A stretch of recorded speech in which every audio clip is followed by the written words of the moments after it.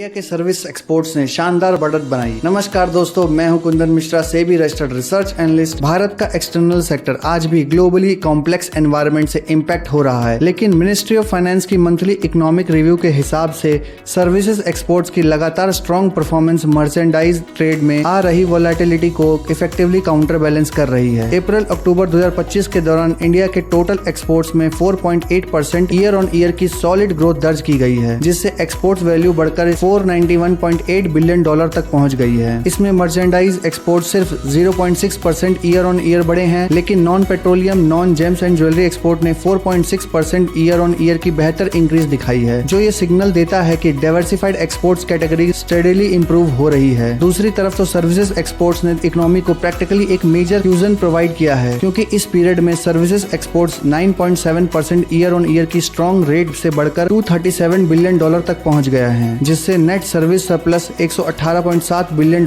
तक जंप कर गया है। इसी सर्विसेज सरप्लस की वजह से टोटल ट्रेड डेफिसिट सिर्फ $78.2 बिलियन पर रहा, जबकि मर्चेंडाइजिंग इंपोर्ट्स काफी बड़े थे। अक्टूबर 2025 में भी ये मोमेंटम बरकरार रहा, क्योंकि service export 11.9% year on year बढ़कर $38.5 बिलियन के रिकॉर्ड मंथली लेवल पर पहुंचे हैं, जो इंडिया के ट्रेड हिस्ट्री में एक नया माइलस्टोन है। सर्विसेज इंपोर्ट भी 8.2% बढ़े हैं, लेकिन सर्विसेज ट्रेड का नेट सरप्लस फिर भी 15.7% बढ़कर $19.9 बिलियन हो गया है, जिससे मर्चेंडाइज ट्रेड डेफिसिट का करीब 48% हिस्सा सर्विस सरप्लस ने कवर कर दिया और ओवरऑल अक्टूबर 2025 का ट्रेड डेफिसिट सिर्फ $21.8 बिलियन रहा, जो बहुत ही पॉजिटिव सिग्नल है इकोनॉमी के लिए। इंपोर्ट साइड पर देखें तो अप्रैल-अक्टूबर 2025 के दौरान total imports 5.7% year on year बढ़कर $570 बिलियन तक पहुंच गए, जिसमें merchandise import 6.4% year on year की ग्रोथ के साथ डोमिनेट करते रहे। नॉन पेट्रोलियम, नॉन जेम्स और ज्वेलरी कैटेगरी में 8.2% ईयर ऑन ईयर की इंक्रीज डोमेस्टिक इकोनॉमिक एक्टिविटी की स्ट्रेंथ को हाईलाइट करती है। Interestingly, petroleum crude and product import में 4.5%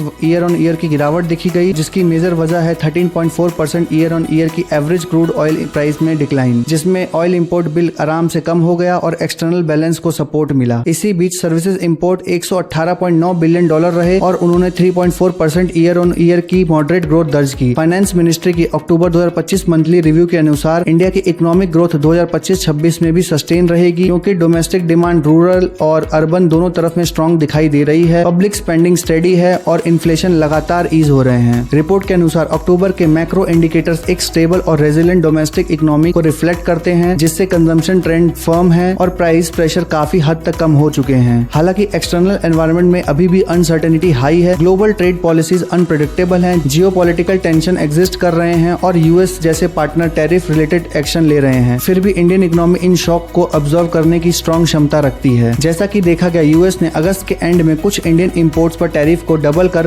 50% तक पहुंचा दिया था, क्योंकि भारत रशियन ऑयल परचेज कर रहा था और इस कारण से भारत को एक्सटर्नल सेक्टर में केयरफुल रहना पड़ा। गवर्नमेंट सेल्फ रेजिलियंस पर जोर डाल रही है ताकि प्रोडक्शन और कंजम्पशन दोनों डोमेस्टिकली स्ट्रेंथन रहे। इसी पर्पज से सरकार ने एक्सपोर्टर्स के लिए लगभग 25,000 करोड़ का सपोर्ट पैकेज अनाउंस किया और साथ ही जीएसटी कट इंप्लीमेंट किए ताकि डिमांड ऑटोमेटिकली बूस्ट हो। Rural consumption, strong agriculture income और हेल्थी क्रॉप आउटपुट की वजह से अपवर्ड ट्रैजेक्टरी पर है, जबकि अर्बन कंजम्पशन टैक्स कट के बाद नोटिसेबल रिकवरी दिखा रही है। रिटेल इन्फ्लेशन अक्टूबर में गिरकर सिर्फ 0.25% पर आ गया, जो एक रिकॉर्ड लो है और ये फॉल प्राइमरीली ड्राइवन था फूड प्राइस के शार्पली रिड्यूस होने और कंज्यूमर गुड पर लगाए गए टैक्स कट से। इन्फ्लेशन में ये गिरावट हाउस होल्ड की परचेजिंग पावर को बूस्ट करती है और नियर टर्म कंजम्पशन डिमांड को स्ट्रेंथन करती है, जिससे इकोनॉमी को कंटिन्यूअस सपोर्ट मिलता है। जुलाई सितंबर क्वार्टर में इंडिया की जीडीपी ग्रोथ 8.2% रही, जो कि बेहद अच्छी थी, जिसकी बैकबोन है strong rural demand, healthy government expenditure और एग्रीकल्चर आउटपुट। इंडिया का external sector short term globally headwind face कर रहा है, लेकिन इकोनॉमी के internal fundamental, service exports, rural demand, public capex, inflation control और पॉलिसी स्टेबिलिटी इतने मजबूत हैं कि देश आगे भी अपने ग्रोथ मोमेंटम को सस्टेन कर पाएगा। सर्विसेज एक्सपोर्ट्स का राइजिंग ट्रेंड्स और मर्चेंडाइज ट्रेड डेफिसिट के बड़े हिस्से को कवर करने की उनकी क्षमता फ्यूचर में भी इकोनॉमी के लिए एक पावरफुल सपोर्ट सिस्टम बनी रहेगी। ट्रेड रिलेटेड अनसर्टेनिटी के बीच सरकार की policy approach, self reliance, strategic support package और कैलिब्रेट टैक्स रिडक्शन इंडिया के मैक्रो आउटलुक को मजबूत बनाते हैं और डोमेस्टिक डिमांड का broad base recovery, rural prosperity, urban rebound और इन्फ्लेशन की सॉफ्टनिंग यह दिखलाता है कि इंडिया का ग्रोथ साइकिल अभी भी मजबूत है और आने वाले क्वार्टर में भी इकोनॉमी का ट्रैजेक्टरी अपवर्ड डायरेक्शन में ही रहने की संभावना है। ग्लोबल एनवायरनमेंट जितना भी अनसर्टेन हो, इंडिया की strategic resilience, export diversification, service sector की एक्स्ट्राऑर्डिनरी परफॉर्मेंस और फिजिकल मॉनेटरी कोऑर्डिनेशन मिलकर इकोनॉमी को एक बैलेंस, स्टेबल और सस्टेनेबल ग्रोथ पाथ पर आगे ले जाने में क्रूशियल भूमिका निभाते रहेंगे। ऐसे ही इंफॉर्मेटिव वीडियो के लिए लाइक करें, सब्सक्राइब करें हमारे चैनल को। Thank you for watching our video.